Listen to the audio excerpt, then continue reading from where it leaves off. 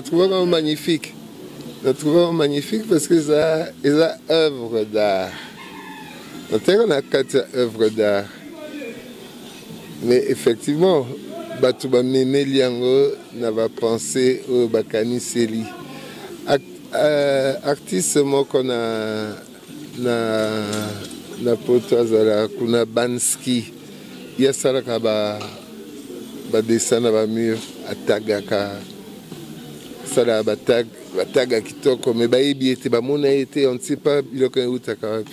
Ndenge mo pe ba jeune basali eloko wana na bandal bangai ko sala yango wana na monument ba bouffe ba bimiseli binongo na butu mo boye ba lime tombe pe na moment qui vous fait parce que bata boye beaucoup de eloko ndenge wana effectivement émotion zali peut-être la manière dont ba memeli yango na communication et comique et outi ce que Dieu sait où et pour natina boye yango ko pesa bato kanda ba ko buka yango ba ko tumba yango nazalaki pe na équipe ya casting ya kolukaka bato oyo nakoki ko proposer pour na tournage à film. Donc au départ bazwaki ngai pour na rôle wana te bazwaki ngai na film wana lokwa na ebe pe Dieu donné et nazali pe na expérience moi moke na cinéma na bamboka na utaki na Italie. Il y a tourné un film belé, figuration belé en Italie. Voilà, ce qu'on a aidé na recherche, il y a un casting.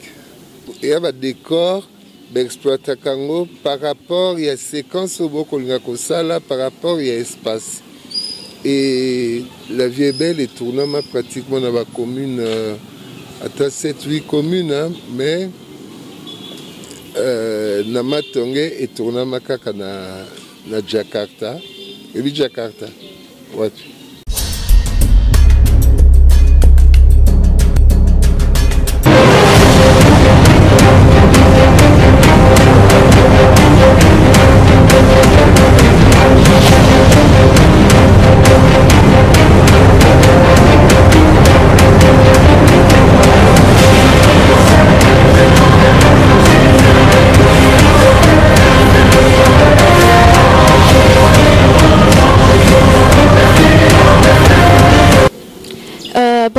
Bonsoir à vous chers internautes téléfidèles de la version Nouvelle TV. Merci Nabinonyo Sobay Bolandaka, émission La vie des artistes où Zalaka animé na votre humble servante Clarisse Odia. Kasi kande bosomona na zalanzela esika toza awa eza espace La vie est belle. Toyeto betano masolo ya La vie est belle bobi histoire wana ndenge lekaka en tout cas bosepela nango pe mingi mais toyeto beta masolo la yango alors to kiti pensa na espace La vie est belle na matungi awa mais invité nanga aza surprise à tourner qui pe la kasi ya histoire yango La vie est belle to ko découvrir en tout cas beaucoup découvrir boye baye en tout cas ensemble avec lui au solo là en tout cas ma solo est belé au Italie histoire oyo La vie est belle au penza et ninge saka au bosepela nango penza makasi en tout cas to solo anaye beaucoup mona alors ma kosi déjà la plateau avec notre invité en tout cas bomonier déjà il est là il est là Navadi tombeni nae. Bonjour Papa Mongali. Bonjour, bonjour. Bonne santé. Ça va, tranquille. Ok. Quand on a vu ça, en tout cas, ça qui invité moi comme surprise. Voyez bien ce que tu as ce que vous voyez bien en tout cas, vous connaissez sur le solo La vie est belle. En tout cas, tous les solo et le plus carrément solo et La vie est belle. Oui, et voilà, quand on a vu ça, l'invité d'aujourd'hui, Azala qui est vraiment surprise. Les solo et La vie est belle. Les solo oyo, en tout cas. Elingama mingi esepelisa penza batu ebele alors tokota penza lelo na moko o azala ki pina kati ya histoire wana La vie est belle Papa Mongali tozo solo ana lelo plus concernant ma solo ya La vie est belle Papa Mongali na moi tant que koko yebisa biso nanu opesa biso nanu idée wana ya film wana La vie est belle. La vie est belle, il y a film. Donc, film est où tu as mutu ya muto. A kanisi histoire a commis. Ils ont qui dérouté na Dieu donné Gangoura, Moenze. Sogazo Kangai. Dieu donné mutakoma qui histoire wana. Et Dieudonné, je dois expliquer, Azalaki, professeur Naïna, il y a cinéma, et il y a continuer les études na Poto, na Belgique, na institut de cinéma, et il y a comme histoire en pensant na Papa Wemba. Donc il y a une base de film, il y a une histoire et il salaire. Donc, si à comment que histoire wana papa Dieudonné ou bien zaki professeur na ina asala kango na mutu nae amona ki déjà papa Wemba nazo nae basiko papa Wemba azalaki élève nae to zaki nde non papa Wemba star sa personnalité batutu bayebaki azai mutu mo azai ne loko moko boye Dieudonné lingaki alakisa yango quoi exploiter yango na yango la sala à travers film nae mais surtout continuer plus loin film comme maka étape na étape hein c'est fait que après comme ça la casting pour le kabato va tourner na film et na moment on a azoi producteur moto financé qui film moto boyaki que eza papa Wemba avec papa Wemba mokolo il faisait un jeune on a moqué ayaki papa on a déjà moto on a joué la place à papa Wemba bien que l'histoire est quand même pour et sur papa Wemba financier producteur a préféré qui comédien Moussous, bien personne Moussous. Ils ont qui garçon peut-être bien boyé, été bananique, petit Makambo. C'était un jeune, azaki qui dit Nzunzu, azabi nana vive la musique, azaki animateur à vivre la musique makasi, azaki dans la démarche, mon fantaisiste, donc azaki vraiment Somonier, c'était un personnage. Et Mundele wana le financier, dans la monaki petit Makambo. Ah oui, non, mais tu fais jouer un rôle. Et Kendeki Bongo. Mais il se fait qu'il fallait battre le droit d'utilisation, il y a musique, il y a film. Il n'y a pas de chanson, il y a une chanson à Papa Wemba. Il y a Papa Wemba. Papa Wemba, c'est en Belgique à l'époque. C'est la première fois qu'on a eu. Azaki en short. Azaki à la salle de bain, Monier. Il y a côté salle de bain, très connu, ça Dieudonné. Tu avais raison, c'est lui l'acteur, c'est lui. Nous, on a eu ça qui voilà comment ça s'est fait. Vraiment. Alors, donc, Zalaki, petit Makamondé, il fallait qu'il a joué rôle wana.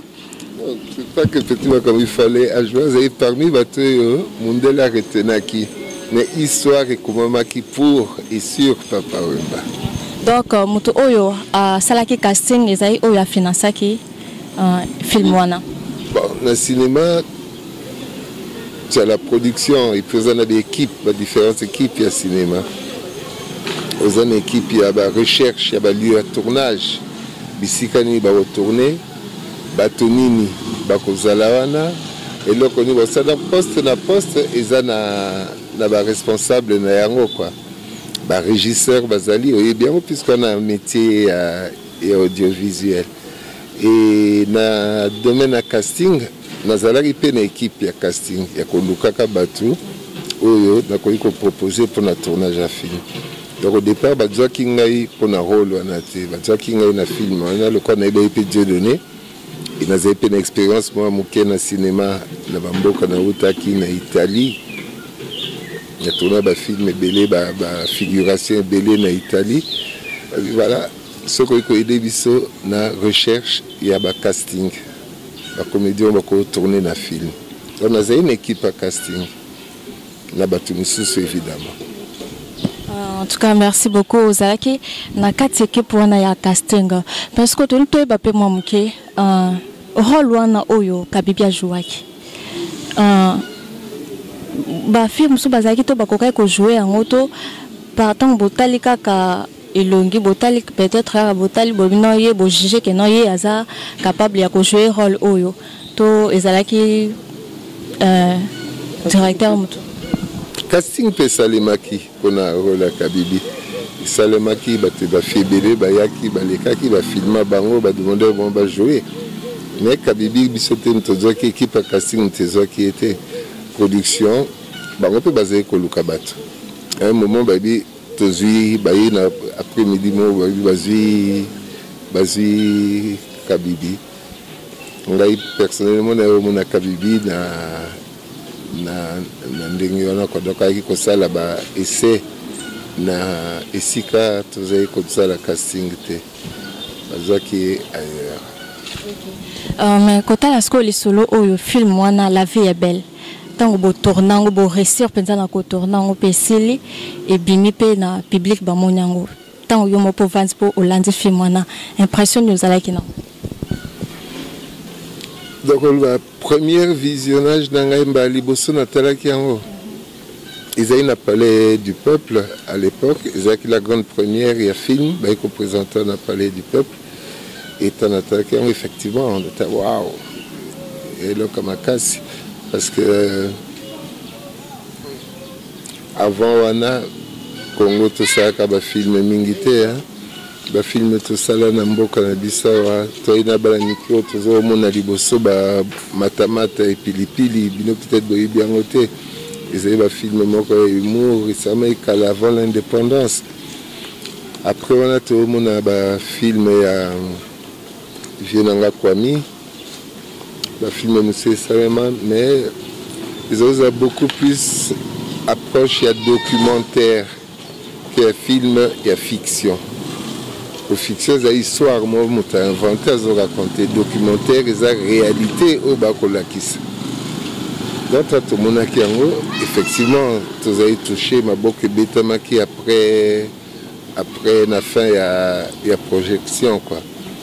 La boque Betamaki, tu as qui vraiment stupéfait que c'est un film qui était vraiment bien réalisé et dans les normes. Est-ce que vous avez pu Kakindeni?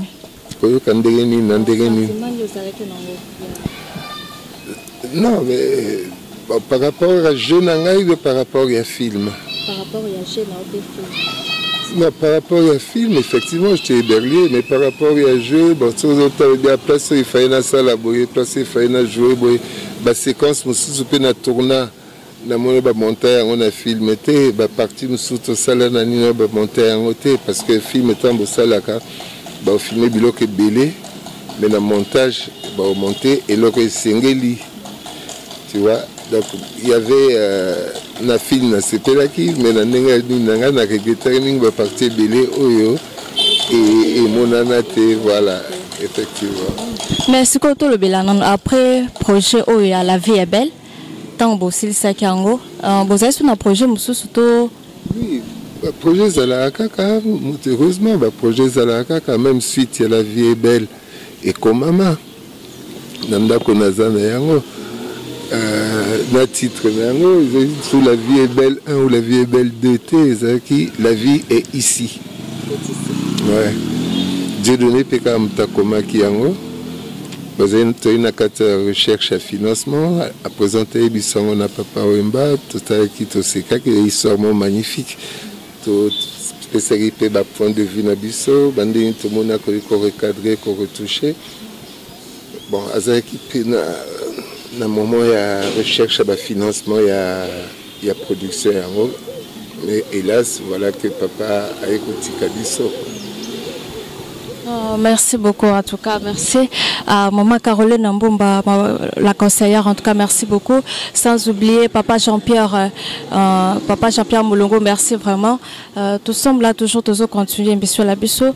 Papa Mongali, dans l'anti lobby, il y a un domaine où il y a la cinématographie. Après les solo projets, La vie est belle, mais namoni on s'est lancé à quitter dans ma cambuya cinéma. Bon, qu'on se lancer en tant qu'acteur, non. Peut-être dans un film Moko, il est capé à Awate, dans le film Moko après La vie est belle, dans Roger Vadim, il y a un réalisateur français Moko. Tondo Salon à Goma, il y a un rôle à médecin Moko, docteur Idi. Après, on a sali sur film documentaire Moko Yamukie, c'était Kinshasa Kid. Il y a Jean-Marc-Henri Wagenberg, réalisateur belge Moroboé. Mais comme acteur, effectivement, on a mis l'ansa Penzaming parce que nous avons beaucoup plus dans l'agence Moka Communication, agence RG, Riva et Georges. Les agences de publicité. Donc, vous avez un métier audiovisuel. Donc, au film, un peu très dans le domaine du cinéma, mais beaucoup plus au niveau de la production que au niveau de la comédien. Donc, vous préférez qu'il y ait aussi au niveau de la production que acteur. Alors, au cours de Papa Mungali, à part Nin, donc, Nakoloba, et l'on y a malam oyo oretena na histoire La vie est belle. Des titres il faut aimer la vie, tout c'est plein de temps qu'on vivre, qu'on positiver. Et c'est un film qui a un espoir, il a vendre espoir pour Nabatou. Il n'y avait pas d'angoisse. Donc, je suis allé à Sepeli, à Sepela, parce que le film est lengui et belle. Tandis que le film il y a une angoisse, il y a peur, il y a mais on a les vivre parce qu'il y avait de l'amour dedans. Dans La vie est belle, il y aurait non plus l'amour, dans ce qui fait que la vie est là, c'est à cause de l'amour. Oui, à cause c'est grâce à l'amour. Grâce à l'amour. En tout cas, merci beaucoup. Parle-nous un peu de votre carrière artistique. Carrière nayo, et bandaki na ndenge nini pe tango yo bota mokoli, o se lancer pe na makambo ya cinéma, tu o taper, o sala pe o koma pe o zalelo.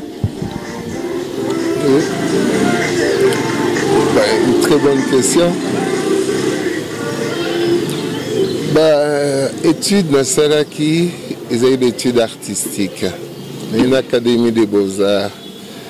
La bandine académie des beaux-arts na Kinshasa. Après, nous sommes à Saint-Luc, en Belgique.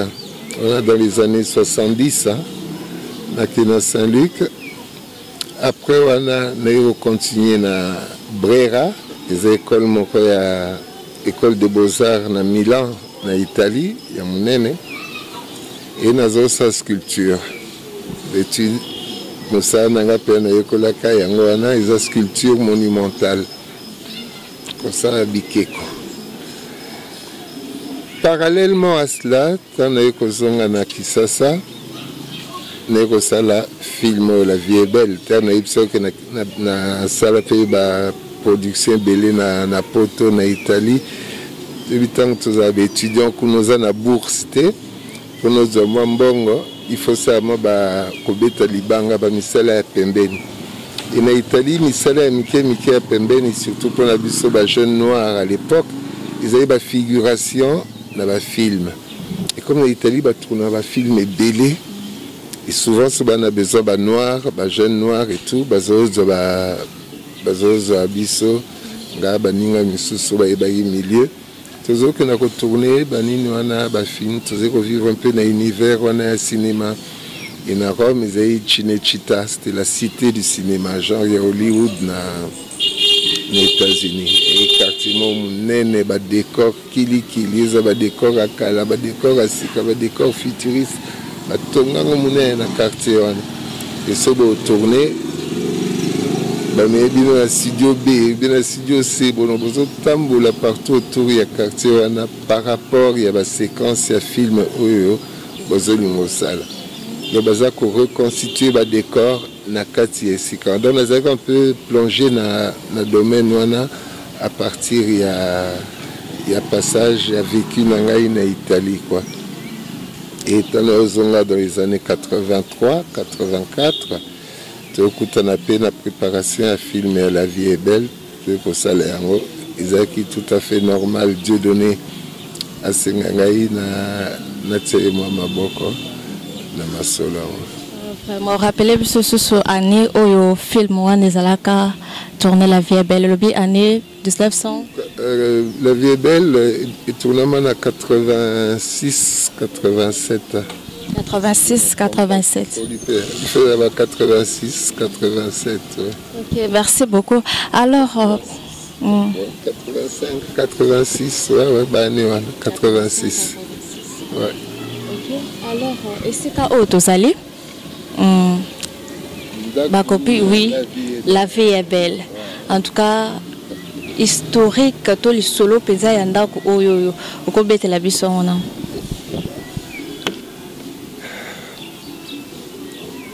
On va venir en face. Ndako ezali ndako ya noko ya Papa Wemba. Ok, ya Papa Wemba. Ouais.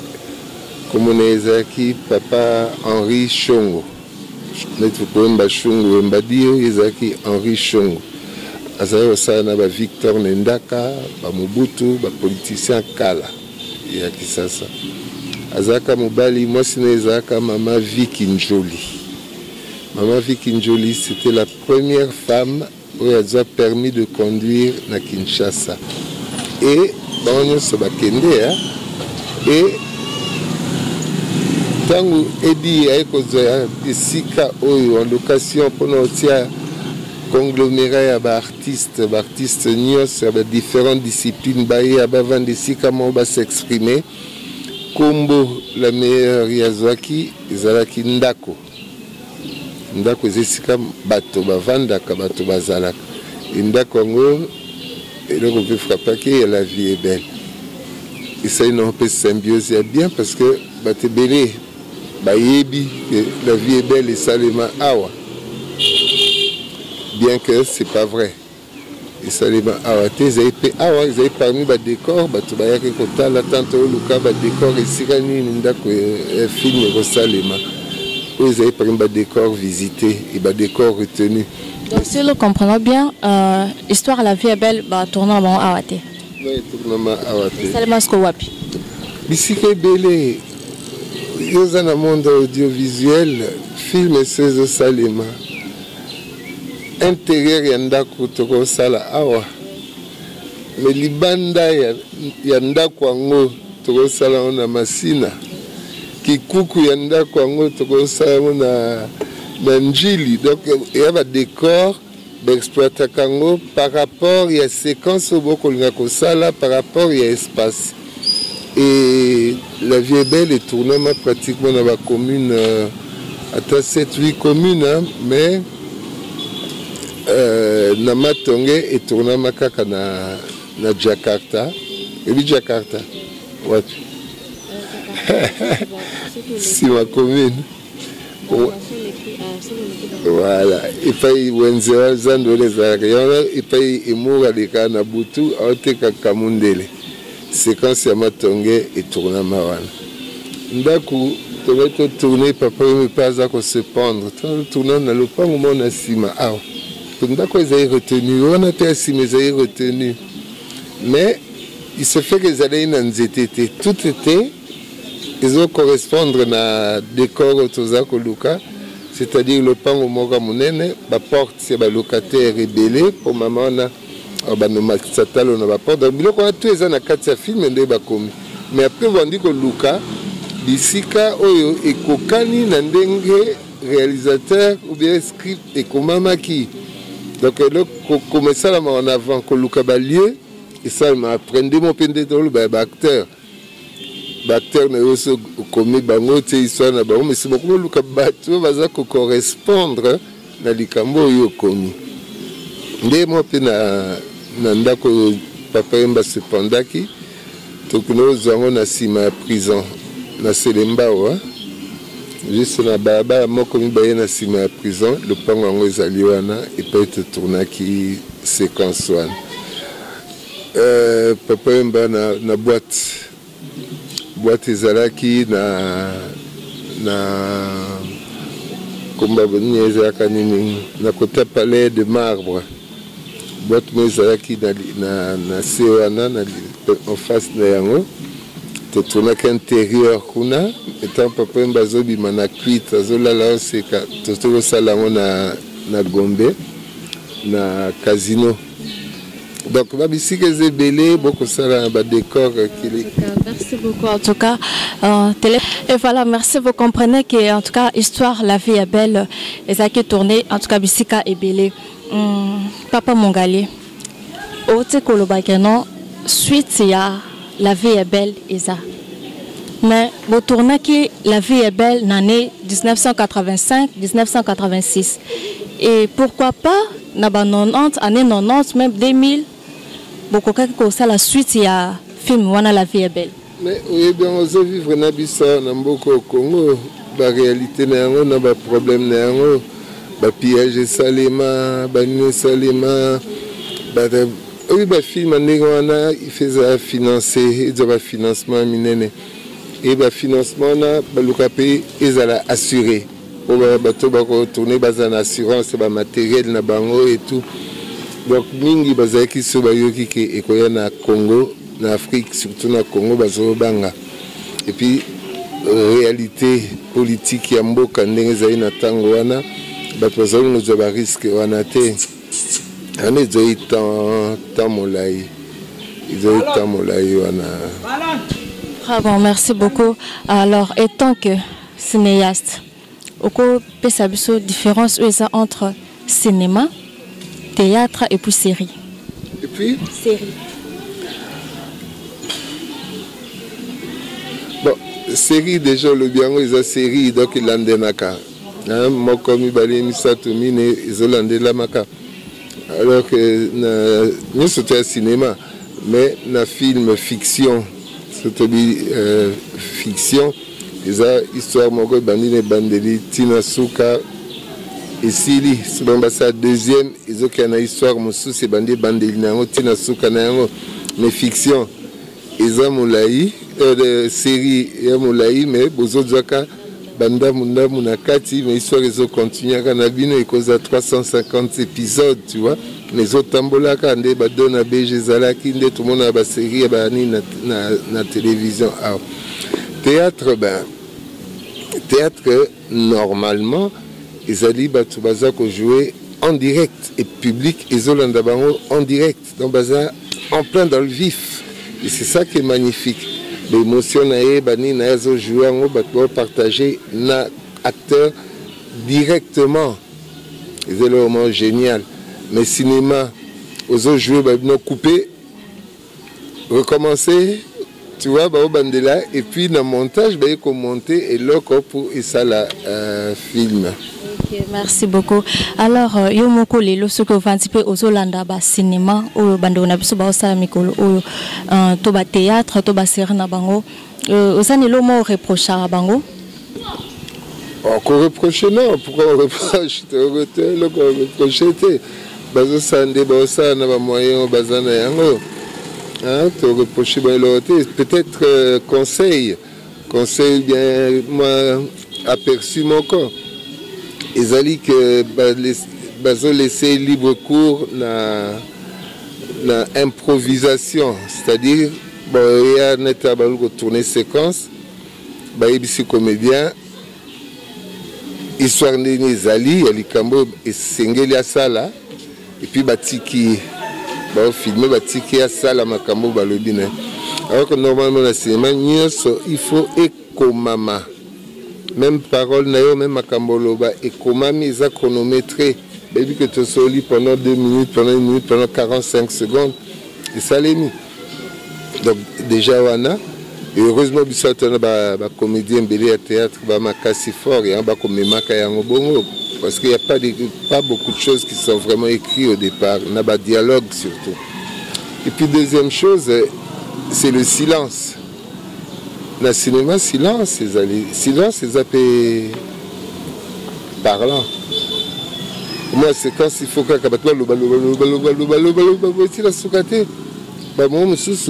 vide en effet. Il faut respiration et ça.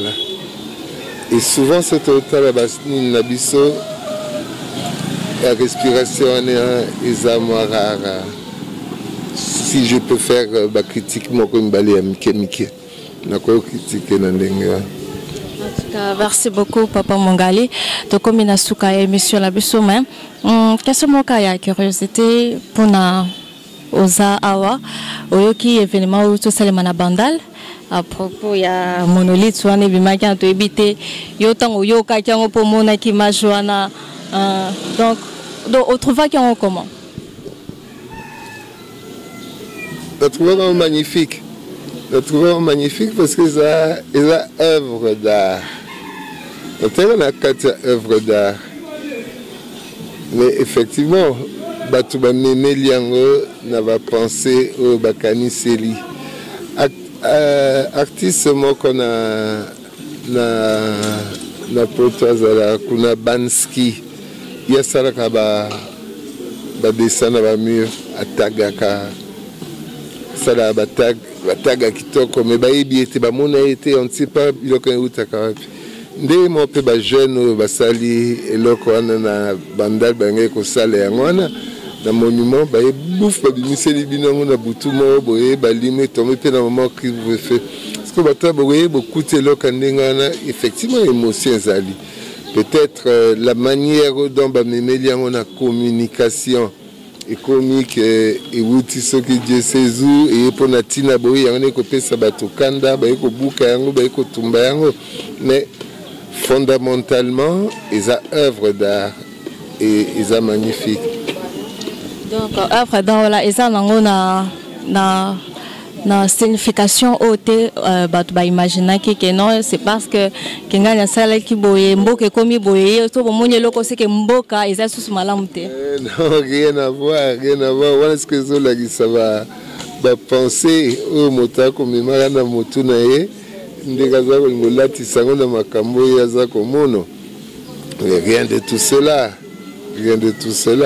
est-ce que voilà ko ko pona likambo boza na mboka yango bimi yango moko allez namboka na biso ce qui est dommage to politiser et là tout reconnaissance politique na boité va que tout est politique entre guillemets tout taper religion na makambo nyonso la boité nzambe au-dessus de tout très bien mais on les a œuvre moko d'art mais batu bangi ko koti sa politique na ka monika bizarrement ba koti politique na kati bizarrement ba koti pe religion na kati izabilo ko mibale kumba biso na moko politique na religion.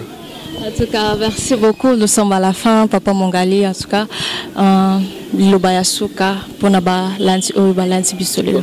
Balanti o balanti biso. Ah ben merci mingi na bino nyonso surtout na ka Bibi. Waouh, Bibi. Mais c'est mon cas, il y a mon corps, artiste, vous avez belé. Ah, voilà, belé. Georges, Jules Massoua, Petit Namoko, la linga mingi, Kelly Wara, Patou, basé belé. Vraiment, merci beaucoup, Papa Mongali. En tout cas, nous sommes arrivés à la fin de cette émission, La vie des artistes. Vous s'appelez en tout cas Koyoka Papa Mongali. Ndenge betel biso masolo ya La vie est belle. Ndenge bandaki, ndenge komaki, ndenge mais. En tout cas, biso toyeba ki tenzoka suite ya La vie est belle ezalaka faute ya financement. Toyebi suite wana te ndenge ezali. Alors, je vous dis merci à Olga Ntwangi, moi c'est à Pembe, moi c'est à Mbichina Matete. Merci à celle qu'on appelle Titiana Bilonda, merci beaucoup. Bossanité Dodo Kassalix, le cordon, P. Bob Kokis, le réalisateur le plus emblématique. Merci à Olivier Mbwangi, merci à Papa Révérend Dominique et puis Maman Sociale, Maman Rose Kapinga, merci beaucoup. Alors, na Bossanité Yenge depuis France, Kunambo Tenayo Peza. Alors, pour l'émission en tout cas, na Sepeli. Vous avez été pour l'antibition en tout cas jusqu'à la fin. Merci et quant à nous, nous vous disons ciao.